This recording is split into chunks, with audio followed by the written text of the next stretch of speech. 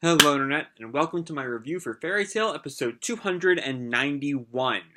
When we last left off, Mavis had finished her recap of how she died by telling us about how Zareth left her court with Precht, and then Precht kept her in a lacrima for like 40 years, and tried to find ways to bring her back, and totally did not get cursed by Ankh-Saram. Find my Life of Precht video for more details on that one.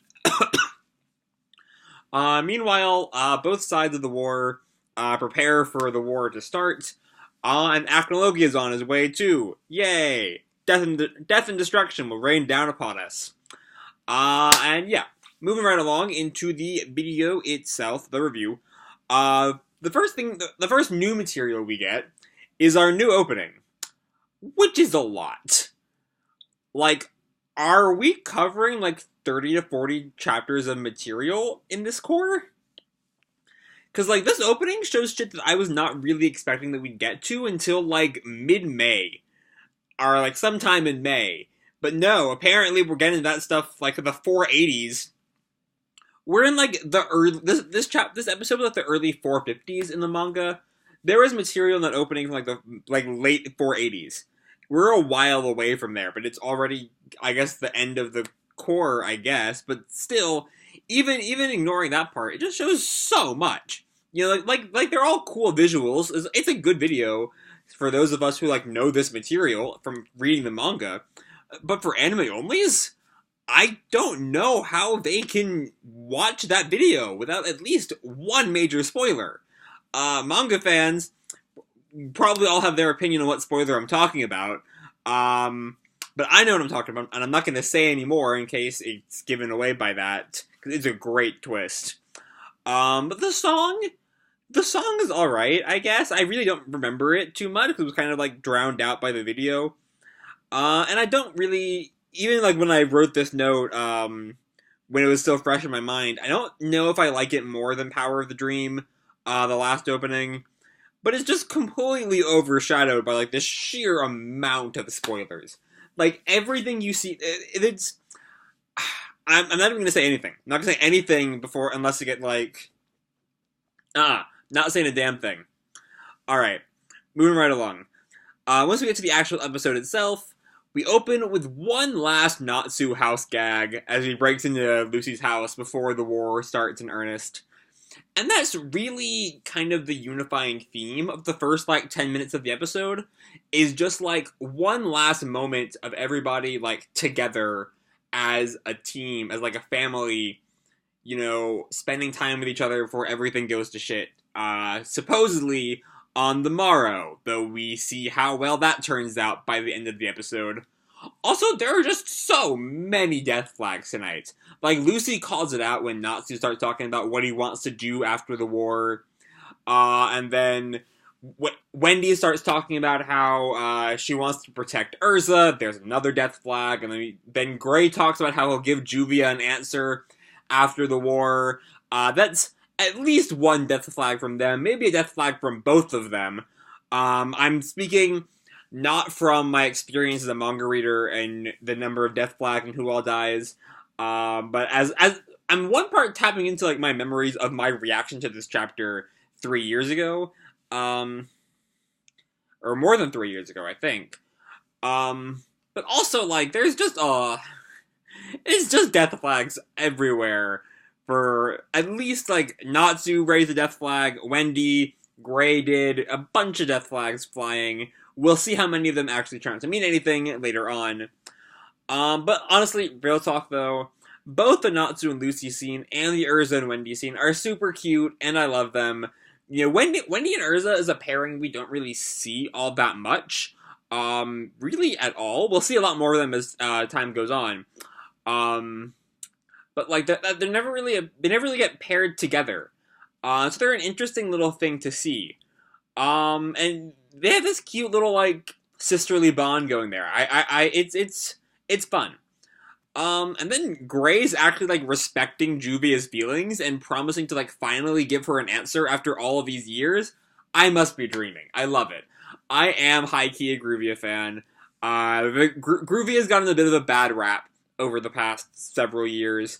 But I've always been a Groovia fan since like middle school, when I first got into the series. Um, so Gray actually like respecting Juvia's like love for him. I love it. I love it. And then meanwhile, so while this has been going on, Mavis has been like flying around Magnolia, watching all of this. And she comes back, comes back to the main guild. And is like, yeah, everyone seems to be doing all right. And Makarov was like, for a genius, you sure are fucking dumb. Because they're not all right. How can they be all right when like their parent is not? How can they be not worried when their parent is worried? They're all just hiding their fear.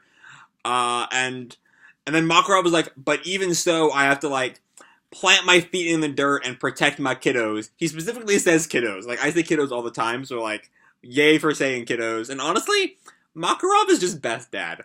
Makarov is the best dad. He's such a good guy. He just like wants to protect his the family he's created. Way to go, Makarov. And he's gonna have quite the opportunity to do so, because right as he's talking about that, they feel a gust of wind. And Warren's increasingly useless sensor notices that the Alvarez ships are now right on top of them because they have airships. The Alvarez army just has airships. And Warren did not see it coming because he's kind of useless in this episode. But anyway, when Agil and his ships get there, the lights go out in the guild hall, and everyone is all darkened, except for Mavis. And I love that detail. I know Kilkina Rene did that eons ago, back when that show was coming out, and no one talked about it, which is a damn shame. It's hilarious. That's besides the point. You know, whenever anyone was like in the spirit cloak, and like acting as a ghost, they were like always brightly lit, even in the nighttime scenes. And Mavis does that same thing here. There aren't enough ghosts in anime to really see if that's like a common thing. But I really do like that detail. And then we see everyone reacting to the sudden gust of wind that they all can kind of tell, you know, brings with it danger. And an important thing to note here, and this blew up the manga fandom when it happened, Gajil and Levy have the exact same sheets. They are on opposite sides of their respective beds, and the camera just so happens to cut out before we can see who would be next to them, which means Gajil and Levy spent the night before the war fucking. That is a canon event. They kicked Lily out. You can see Lily, like, sitting on a crate, you know, arms crossed, all, you know, he's mad that he got kicked out of the room because they kicked him out so he can get some, like, before the war sex in. That's an actual canon thing that happens in Fairy Tail. I'm also a big Gale shipper. I've been a Gale shipper long enough that I still call it Gale. That's a name that, like, no one calls it anymore. But yeah, the sheets, y'all, the sheets. And then contrary to our hero's plans of finding like the most likely point of like contact with Alvarez, as I said, Alvarez like pops up in Magnolia. To everyone's surprise, except the viewer, if they saw the episode title of the Magnolia Defensive War, kind of gives it away.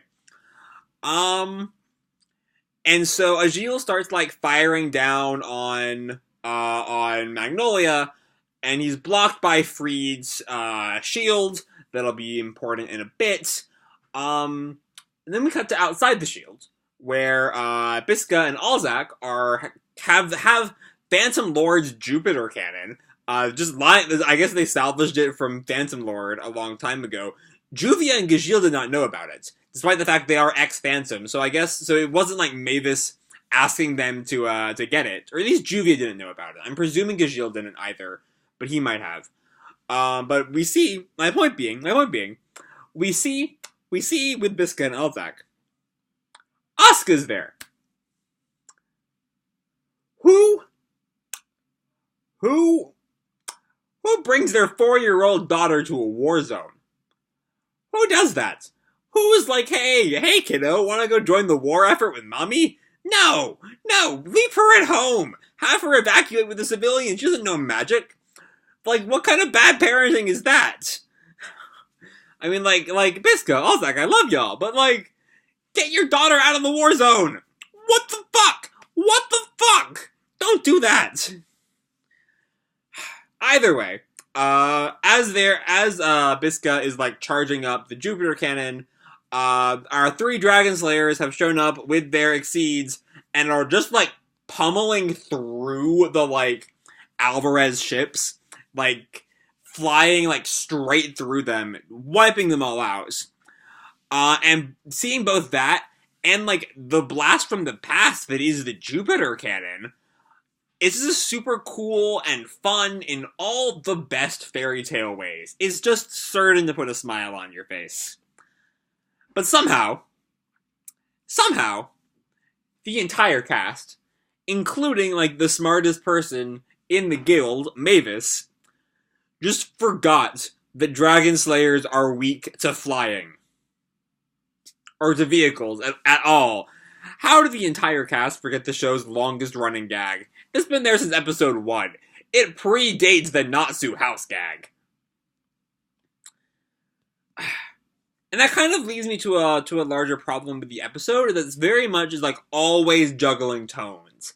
You know, it works the humor mixed with like the somber undertone works for the before Agil shows up, you know, because everyone is trying to like seem better than they are.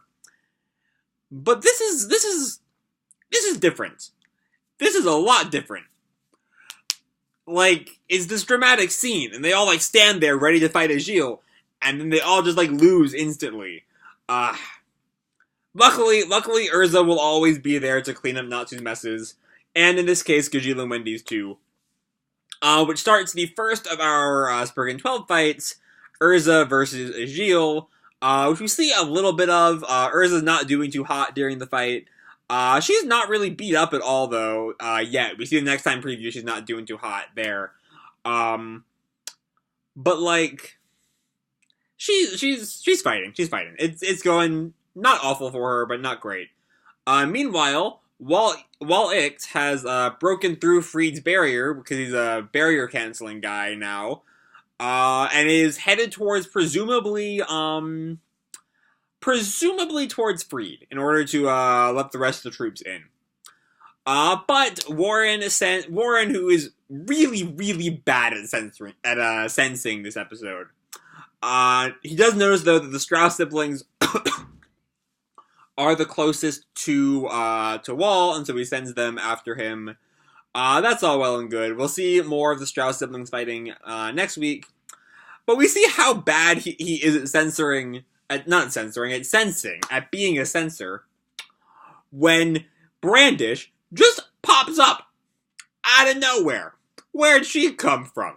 Warren sure doesn't fucking know. He's useless. But like, and I adore Brandish. Brandish is hilarious. Brandish is probably my favorite member of the 12.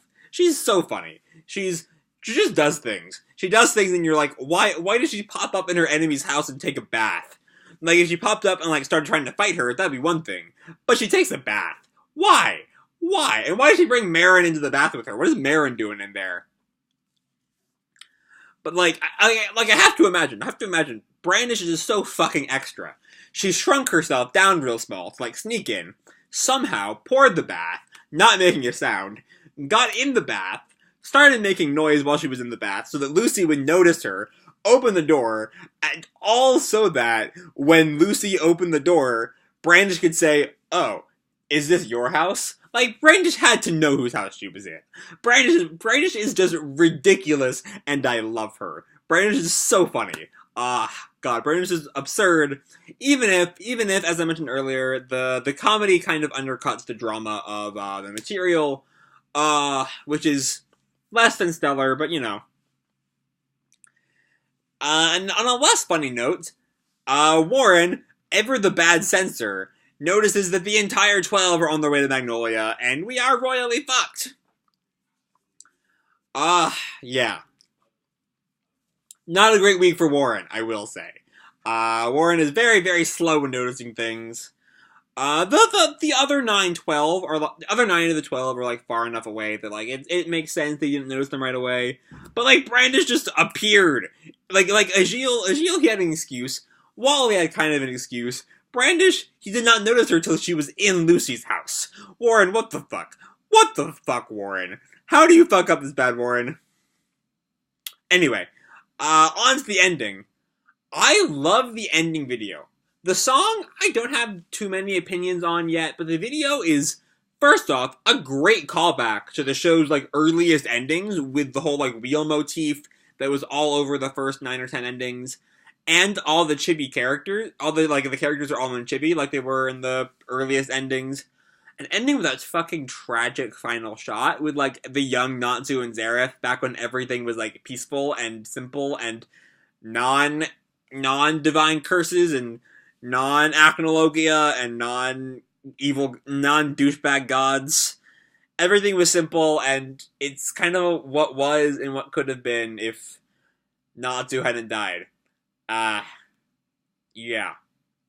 That ends the episode. This episode was all over the place, as I've talked about throughout the video. It couldn't quite settle on, like, a tone, and that kind of shot itself in the foot. You know, it's really hard to take this threat seriously when, like, not when we have the time for Natsu and Nigashil to have a Dragon Slayer vehicle gag. That's normally, like, and, like, we know from recent manga chapters that it's possible to do that gag and keep it serious. I'm not going to spoil it for any anime onlys, but there are some great ways 100 Years Quest uses the you know, motion sickness as a genuine threat. But you know what? There were still plenty of great moments from just the scene of the Dragon Slayers, like, wrecking the ships. You know, we have the beginning of Urza's fight with Egil was real good. And even Gray and Juvia just, like, being honest with each other is great to see. So you know what? Bring on the 12. Bring on the 12. Next time, the battle kicks off in earnest as all 3 of the 12 who are in Magnolia have some battles to fight against our heroes. But I'm going to leave this video off here. Hope you all enjoyed the the episode and the video. If you did, feel free to drop me a like or subscribe or fill out the Winter 2019 Anime Review straw poll in the description below. So we still have another 2 or 3 days left on that. So yeah, I'm going to leave this off here. As always, people, keep kicking ass, and I'll see you in the future. Bye!